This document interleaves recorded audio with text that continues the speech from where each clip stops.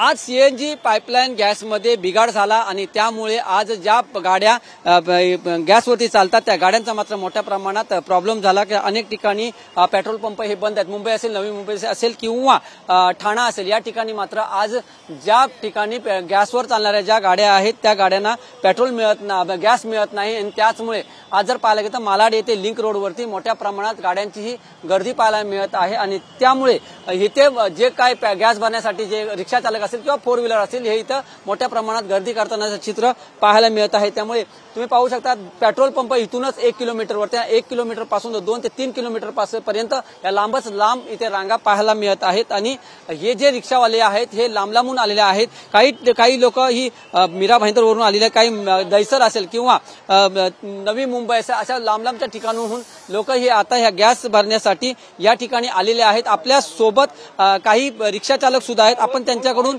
काही जाणून घ्यायचा प्रयत्न करूया की नेमका काय त्यांचे आज कशा त्यांचे आज दिवसभर गाडी चालली की नाही आणि त्या संदर्भात आपण त्यांच्याकडून जाणूया। काका, काय सांगाल, आज रिक्षाचं गॅस मिळत नाही, काय सांगाल?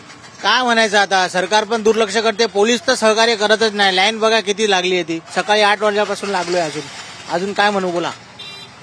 ही जे तुम्ही आलात कुठून? मी गोरेगावचाच आहे, स्थानिकच आहे, पण काय करणार, सकाळी 8 वाजल्यापासून लाईनीत लागलोय।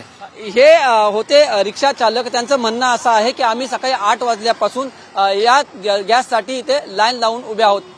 व्हिडिओ जर्नलिस्ट कृष्णासह मी वैभव काक, TV9 मराठी, मालाड।